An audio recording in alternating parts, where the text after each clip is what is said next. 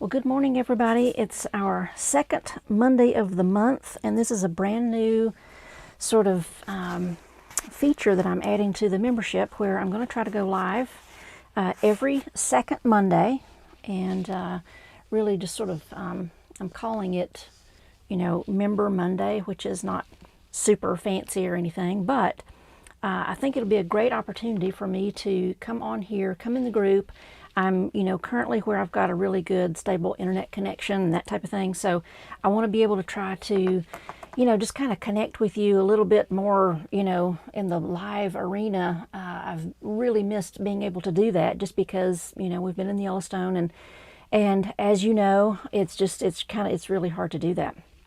So now that we're back in Georgia, things are a little bit different and will be for several months. So I just want to play with this idea. And so one of the things that I want to share with you today is working with Cerulean Blue. And so this is a color that I'm probably going to start adding to our sort of our monthly palette. And I wanted to kind of just play with this color and just experiment with it, just live with you, and kind of, I'll even try some things that I've not even actually tried before on my own. I'm just going to play and have fun with it. And I'm also seeing that nobody's coming into the broadcast. I'm thinking that I did not share the link as many times as maybe I needed to. So, hey, Evelyn. Evelyn came. That's so great. Thank you for being here. So let's kind of talk about this pigment for just a little bit. So Cerulean is, it's an older pigment. I mean, if you go back and look at if you go back and look at John Singer Sargent's palette, Van Gogh's palette, all of the, the all-time greats, you're going to find this color. It's been around a long, long time. And it's actually, it's a cobalt based pigment, so it's something to be considerate of, I guess, when you go shopping for it, because it does have cobalt, which can be toxic to humans or pets. But honestly, with in the format of watercolor, we're using such a small concentrated amount. I mean, here's a tube that I've had for years and I still haven't even used it all up, and I'll explain why it's taken me several years to use this. But if it's important to you, I just want you to be mindful of it. If you're going to be, I would just advise you not to touch the color a lot with bare hands, and and then just make sure that after you've used a cobalt based color, just wash your brushes and wash your hands and all that good stuff, and I think you're just going to be just fine. So it comes into play a little bit more with oil painters and acrylic painters, because when they're using a cobalt based pigment, if you've painted with oils or acrylics, I don't know, it gets all over you. It's in your hair, it's on your elbow. I don't even know how that happens, but in that case, you might do what you see some of the modern painters do, and they're wearing some plastic gloves or latex gloves to just shield themselves from over touching the pigments. Okay, so the little health and safety announcement out of the way, but just think about it, just be mindful. That's all I'm asking you to do. So cerulean is a color that I started out with in college when I was going through my art program as an art student, and it was like one of the required colors, and so I had it in my toolkit. And in fact, this is the exact tube that was with me when I was in college. So I mean, this is like a nearly 40-year-old tube of paint, and it's Winsor Newton. It is still good. I've kept the lid really clean and kept it really tight. I'm probably going to buy some Daniel Smith cerulean, and if I find that it does or behaves significantly different, then we'll do another video on that. But the thing that got me away from cerulean in college, this is funny, or ironic, I guess, it granulates. And at the time, I hated that. I did not want a granulating pigment. And as you know, if you're with me now, you know that I love a granulating pigment. I want all that visual texture. I want all of that, all of that movement. I want all of that heavy components, those cobalt. Okay, those are metal, heavy metal components. They're sinking down into the the low spots of the paper and giving us all these beautiful, all these beautiful range of visual texture and color, and even just it has its own range of value just because it granulates. It granulates similarly to the way ultramarine blue does. So you're used to using that on your palette and you see how it behaves. This gives you the same type of thing, okay? And back to my college days, I wanted, this was back, this was in the 80s, and I wanted this. It was the age of commercial art, graphic design. The airbrush was like one of the tools of choice for a lot of the fine artists at the time, and so color application was this smooth, perfect layer of pigment that just looked like you just painted a car, right? Because it's an airbrush. There were no variations in color, nothing. It was just this smooth, perfect panel, okay? Like it looked like a nail polish ad, right? And so, you just pick up on those things, whatever is, I don't know, whatever seems to be the craze at the time, you kind of lean into that, and especially as an impressionable art student. So the granulation was just totally a no for me. So I can remember being so glad to not have to use this pigment anymore once I got done with some of those painting courses that I was having to do. But I've been experimenting with it, bringing it back into things, and I thought, all of the greats, they used cerulean in their sky, in their sky work, or whatever you want to call it, for a reason. Why did they keep going back to that? Why was that the color of choice? Why, I mean, it's light blue, yeah, but what makes it, kind of the color of choice for sky? And, it's much the same reason why I have been using phthalo blue for my sky color, only it's very, very diluted, okay? So if you look at this, little sample card that I have, this is of my Cerulean Blue, and if you kind of look at it, and I'm going to do some demonstration here on my work area, but the Pthalo Blue, when it's thinned out, it gives you such a similar color, okay? It's an interesting sort of blue that really mimics sky color. Sky blue is, there's actually a little tinge of green in it, okay? If you go and read some color theory books, especially landscape, oriented, sky will often have a little tinge of green in it, and whatever blue that you're using, you want to kind of put a little viridian, some kind of really transparent blue, especially if you're an oil painter, a transparent green if you're an oil painter, because it warms that blue up just a little bit. You got to think about, the sky is, not only is it blue, but it's filled with sunlight. I mean, it's filled with photon particles. It is filled with that warm spectrum of light, from the sun, and there's a warmth sort of overlaying, and as we're looking through our atmosphere, and the blue that gets created just from all the reflective light and everything that's happening with our atmosphere, there's a warmth to it. It's blue, but there's a warmth to it, okay? So cerulean is really a perfect color for that. Phthalo does a good job. Phthalo does not granulate, however, okay? And so I want to play today with just, experimenting with the colors and seeing what it looks like to combine the two, and then also to maybe do some gradients whereby the darker areas of the sky, because cerulean only pushes it's not a super dark pigment, okay? So if I wanted to push that blue, though, phthalo would be really excellent for that, to get those upper layers of the atmosphere that are super, super dark, and more intense in color. And then as it comes down toward, the landscape, down toward the horizon line, then there's a little bit more of the cerulean, and then ultimately just, kind of, the white of the paper. So I want to play with this. Let me look and see. I've got some... hey everybody, okay. As I've been talking, more of you have been coming in. let's see. Oh yeah, Evelyn, this is really good because I heard this too. So an artist told me in my early learning days that skies needed to be smooth, no granulation, so I stopped using it, even though I've always liked it. Exactly. So Evelyn, a similar thing kind of happened to me as I started working more into, you know, becoming a landscape artist myself. I kind of left it alone, and there are maybe times where I do want a really smooth sky, but it depends on my composition. It depends on what I'm trying to highlight, what I'm trying to showcase, and you know, it kind of depends.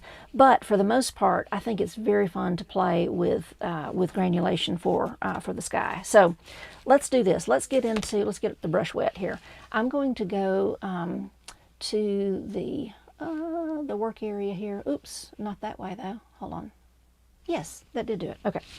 All right, so let me move, actually I'm going to move this out of the way. Let's do just some playing on some little scratch sheets here to begin with. Just so you can see, here is, you know, a little, you know, one of my interactive color swatches that I did with Cerulean. And I'm going to hold it up to the camera a little bit more, just so that you can see all that granulation. Now some of this granulation down here on this end, some of that is salt now, okay? But up here, there was no salt in here, and you can see there's a tiny granulation, okay? Very similar to the way that ultramarine behaves. Okay, so it doesn't have a large, sort of a large scale or a large gauge, whatever you want to, however you would like to refer to that. But it is still really, really beautiful. So let's play a little bit with sort of combining some cerulean and the phthalo together and kind of see, you know, anytime you combine a pigment that granulates with one that doesn't, you're still going to end up with granulation sort of occurring, you know, it'll cross over into the non-granulating color, okay? All right, so let's see, I'm seeing that I'm actually covering up my palette a little too much. Let me do this. Let me get rid of that. There we go. All right, so I've put some cerulean out here on my palette. So I'm just going to wet this up. I just have, you know, kind of squeezed this right out of the tube. And there's something else I want you to notice about cerulean too. It has some opacity. It's semi-opaque, much in the same way that you would expect to see with cadmium yellow, you know, or any of the cadmiums.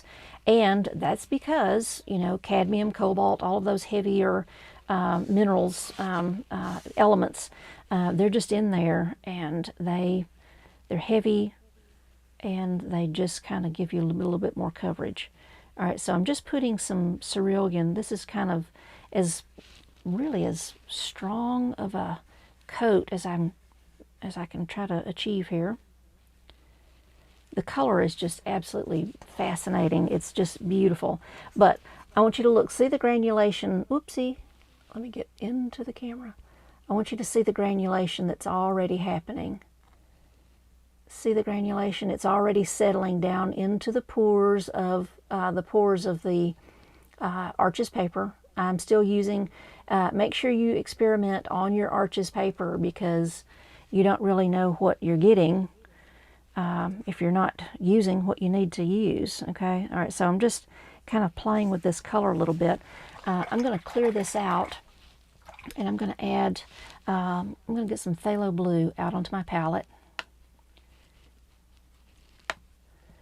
All right, and then I'm going to mix some of that into, get some of the cerulean and mix it together and sort of come in here and sort of blend the two. Let's see what we get.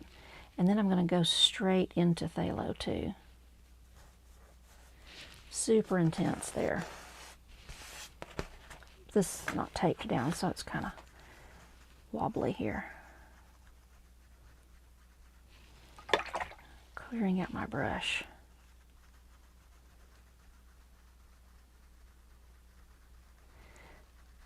The intensity of this phthalo, and see the phthalo and the cerulean, they're kind of in the same color family, and that's why, you know, I've been using the phthalo as some sky color, because it does give me that, it's blue, but it has that, I don't know, there's just a warmth to it.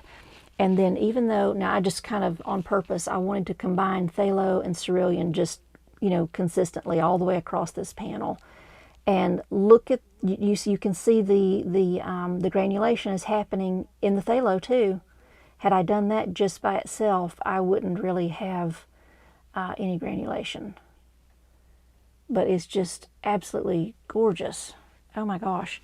Now that's a little more intense of a blue than I would use, for a sky color.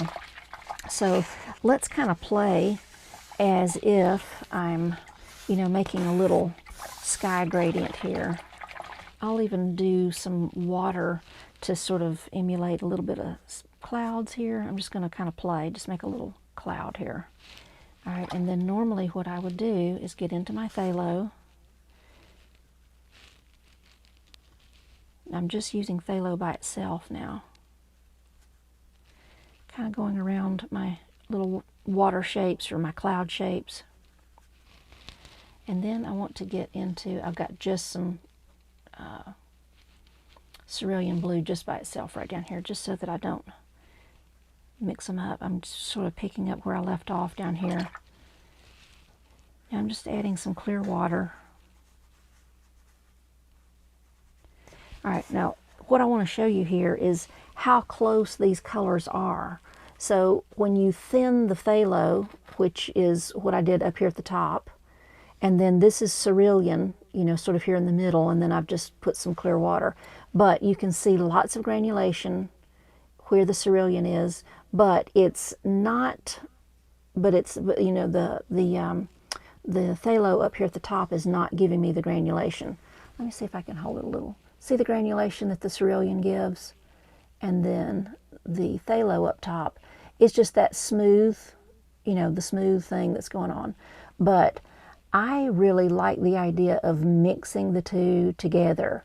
And that mixing, could happen whereby, like this example, I did just a section of my sky with just a diluted phthalo, and then I did another section of my sky with a diluted cerulean, and, smooth here, some granulation here, white patches here, there. You can kind of mix it up a little bit, and that creates a lot of visual excitement, And where you want a lot of visual excitement in your sky, especially, is if, you're working on something that's a vista, and, it's more of a skyscape, and so maybe there's just a little bit of landscape, down at the bottom, but then you have all the sky, happening. And, that's kind of a beautiful way to handle that. But even as this sits a little bit longer, let me dab off some of that extra water. All right, so as this sort of begins to dry out a little bit, look at that granulation, and I'm not going back there, and this is in the center, the cerulean is happening all right in here, okay? And so I'm not going back in there and dropping more water on it or anything like that. I don't want to. The more water you put into it and the more you dilute it, you start losing that granulation, because if it's too transparent, you kind of lose it, and then you've just stained the paper blue, and it looks much like the phthalo, where it's just that smooth tone. So I hope that, just in terms of the, why I've been using phthalo, it gives me that same cerulean blue feel visually, in terms of just the chroma, the hue. But I'm really liking this idea of the granulation being there. And so let's play with it a little bit more. I'm going to get this other board out and maybe just do a real quick impromptu landscape. But let's take a look go back to this one a little bit more.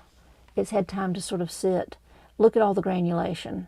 Oh my gosh. And it's just like the camera doesn't even really do it justice. If you could walk up to this, that piece of paper, it's beautiful. It's absolutely gorgeous. Oh my gosh. All right, so let's play with maybe doing a little impromptu landscape. And then I'm definitely going to need some more cerulean blue out here on my palette. Let me move my head out of the way here. Let's see. Maybe here and a little bit smaller. I had this all set up already, and it's not working. Let me try it now. Yay, my head's smaller. Okay, get my big head out of there. All right, and that way you can kind of see my work area a little bit more. All right, so let me get some fresh cerulean on the palette. Oh, and another thing that I want to do while we're here today, I want to combine the cerulean with some of our other palette colors that that I feel are going to be new and unique ways to make some interesting greens. Okay, all right, so I'll kind of just do that in the process of doing this little painting. I don't even know what this painting is. We're just going to do it. All right. All right, so make sure everything is in view here. Okay. All right, so you know, so the cerulean is not going to be just for skies for us. It's going to be a way for us to even expand our greens a little bit. Okay.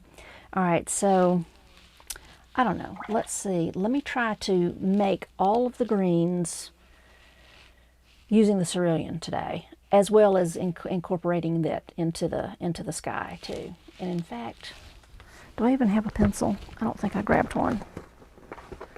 Let's see. I think I might have found one nearby. Everything is nearby in the bus, right?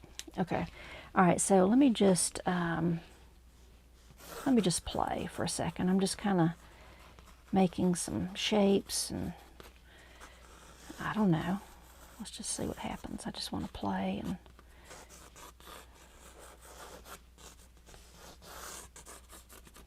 okay, I don't know. That'll work. All right, so let's start with the sky. I'm going to, there's no reference image for this. I'm just kind of playing here. All right, so I'm going to do what I had done before in that sort of that little tiny demo. I'm going to start with just some phthalo up in the sky like I would normally do. But then I'm going to get some of my cerulean into the mix here. This is just cerulean by itself, but diluted, okay? Because I don't want it to be too dark. All right, now this is just some clear water coming into the mix here. Bringing it all the way down.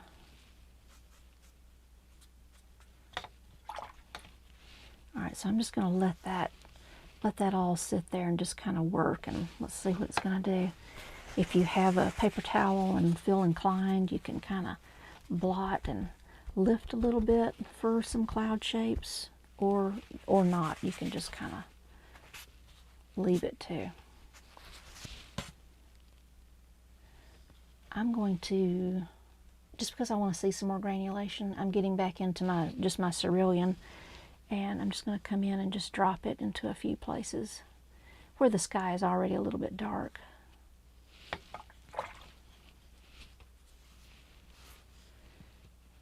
There we go. All right, and then I'm not going to fiddle anymore. I'm just going to let that kind of sit. And I can already see there's places where the sky, where the blue is a little bit smoother. There's other places where it's granulating. It's just kind of a nice mix of things, okay? All right, so let's get into some Quin Gold. All right, so if we're going for, you know, trying to just play with some greens, some possibilities for greens using the cerulean, we obviously need to kind of get into some of our golds, yellows, oranges, and I'm going to get a little bit of my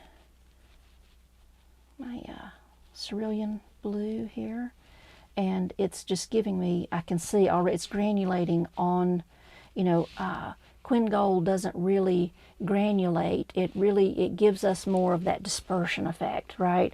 We're used to seeing that.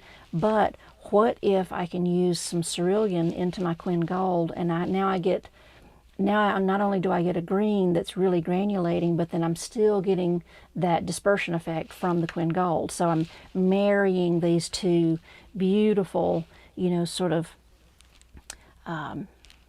behaviors together from the pigment. And I'm just coming out here. This sort of made kind of a lighter, kind of yellow ochre looking, but I can push a little bit more blue into it. It makes a really soft green. And these are just beautiful greens. Oh my gosh. And the granulation is there, the dispersion is there. It's giving me all the goods at one time. It's fantastic. Just kind of playing with these colors. You see all that golden dispersion just rising up, you know, into things, but there's still all this granulation that's happening. All right, let's try, I want to try my sienna. Okay, so this is my Quin Sienna, and a little bit of Cerulean, and it gives me, this is not going to be a green, obviously, but it gives me this warm sort of, I don't know, it kind of looks like a raw umber sort of tone. But again, it's granulation, it's in there, I can see it. I can see all that granulating tone.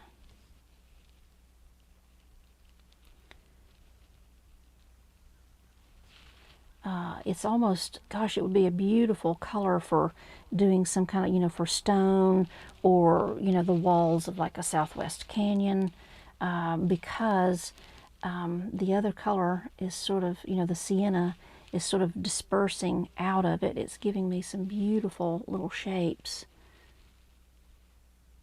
Now I'm just playing and making up things as I go.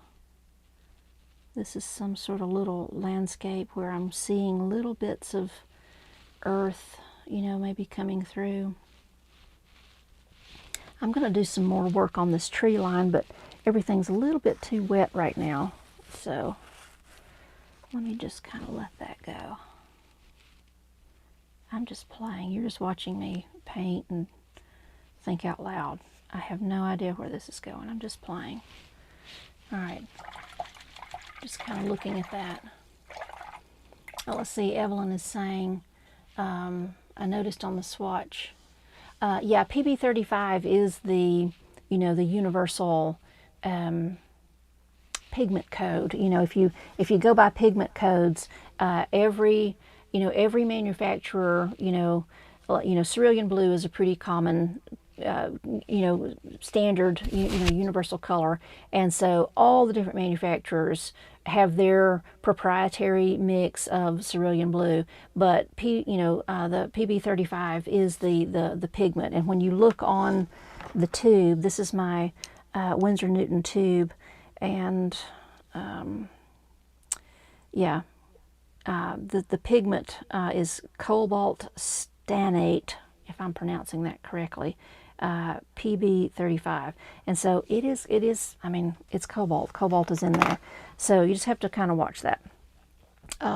And as you know, even if you use, you know, different colors, you know, a cadmium red from Winsor Newton versus cadmium red with Daniel Smith, or, you know, any of the other colors, they all have a little bit of variation. They've kind of got their own little proprietary version of it, and they've probably just maybe added some, I don't even know what they mix into it.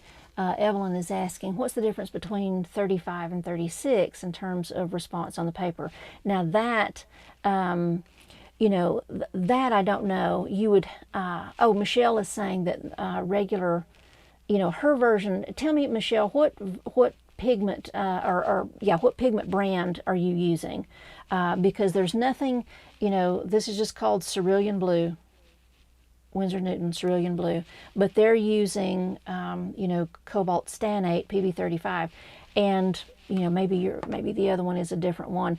I would say, you know, not with, you know, without having, you know, sampled both of them, you know, the chromium, you know, the cobalt, that's in the pigment, you know, the heavy metal, whatever it is definitely going to give you that granulation. Any of the things that are cobalt, chromium, cadmium, all of those have got those, you know, those heavy elements in there, and they're always going to give you some granulation and sink down into the paper. So you're still going to get granulation. Let's see. Okay, this is interesting. Okay, yeah, Michelle, the Cerulean Blue that I'm using today on our sample here is it's the Winsor Newton. Okay, that's the only one that I have currently. I am planning to get some Daniel Smith as well, just to kind of play and see what that's going to provide. If they're really, really different, I'll definitely demo that too. Let's also get into, this is my Hansa Yellow. Let's see what kind of green we can get using the Hansa. I'm going to presume, that the Hansa is going to give me a much more vibrant green. It does look very much like a spring green. Kind of makes me think of the green gold a little bit, but not quite as intense. The Hansa Yellow medium that I'm using, it is a lot more transparent than cadmium. So if you're mixing cadmium yellow with cerulean, you're going to get a more muted, more coverage, all that kind of thing. So the more transparent your yellows are, the more vibrant that it'll be. So let's see, I'm just going to play with some of this. Oh, look at that spring green. All right, so I'm just kind of playing here and maybe overlapping some of these areas that have already dried a little bit with some of this green, this new spring green. How fun is that? So look at all these greens that we've made, and also sort of these real earthy browns that I did with the sienna. I mean, you can just kind of just go and go and go, mixing all kinds of things. Let's see what happens if I want to take one of my, let's see, I think I'll try my Rare Green Earth. It's very transparent, and I just want to see what the mix can do, by, mixing it with some of my cerulean. So I'm just getting a little bit of that in there. It's going to give it a little bit more opacity. And then, of course, Rare Green Earth, it's already granulating. Cerulean is granulating, and so I'm going to get, definitely going to maintain plenty of granulation here. But I'm loving the blue-gray sort of mix that I'm seeing form here. I might come in here and grab some of the, oh, it gives me this beautiful sort of like a soft evergreen blue is kind of what it's giving me. And I'm coming back in here and just, my sky has dried enough to where I feel like it's safe for me to come in here and reinforce some of these shapes that were out here on the horizon.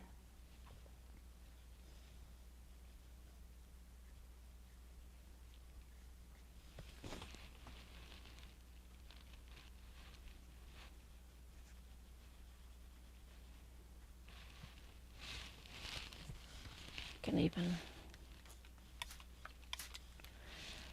give a little spritz if I want to. And let's see, and then I'm just going to use just some Rare Green Earth. I'm going to just stick that in some of this other yellow that I had, just to give some variation of green in my little trees out here. Bushes, trees, whatever they are, I don't know.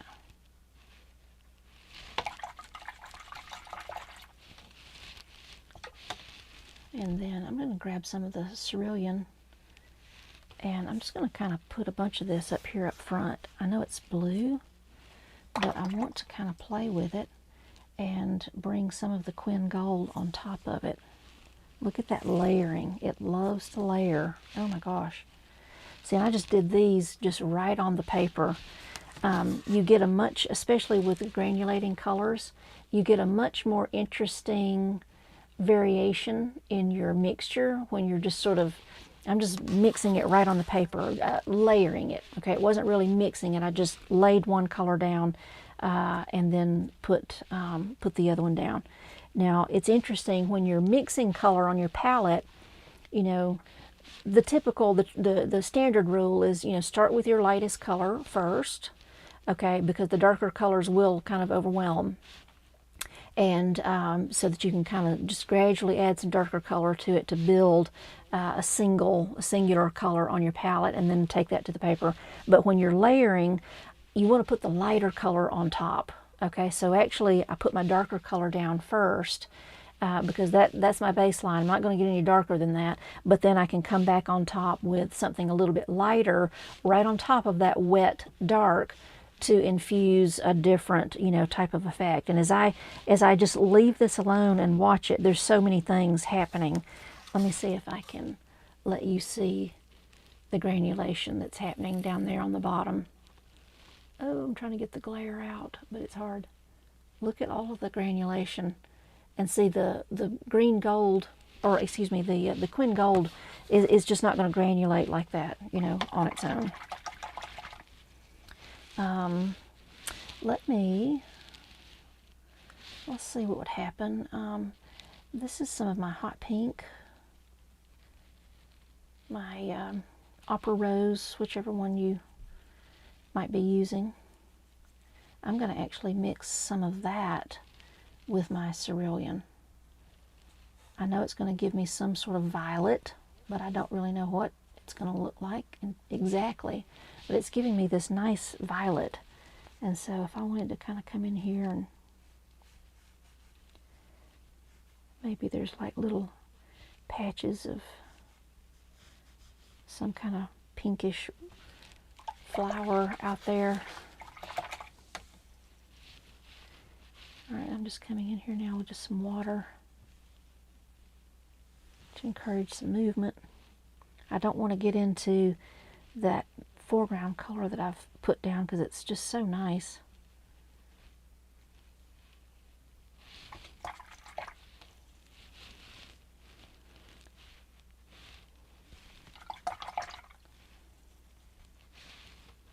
I think I might get some more of this is my Rare Green Earth. Just kind of dropping that in. I'm looking for some value shifts over here in this part of the landscape.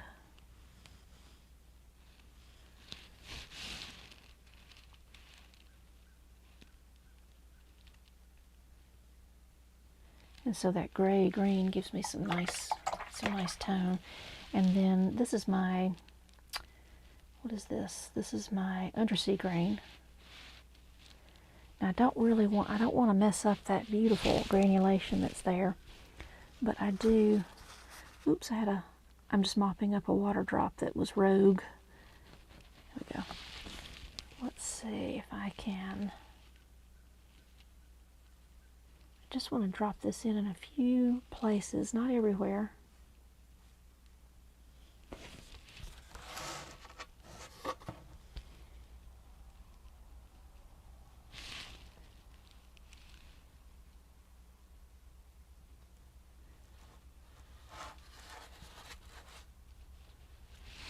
I'm just playing, y'all. There's no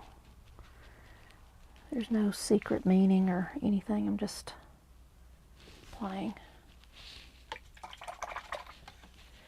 All right, all this needs to be able to dry and sort of come back in and redefine some values and that type of thing. I'm just playing right now. But let me, I'm gonna turn this so that it lets me get all of this into the viewfinder a little bit more. But I want you to see all of these colors have been infused in some way with cerulean. Look at the granulation. It just permeates everywhere.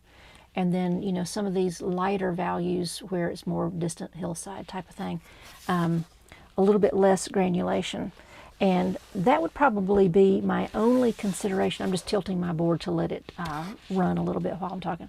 All right, so my only thoughts on the granulation, yes, it's fun to kind of just get it like everywhere, but at the same time, granulation can account for some scale, okay?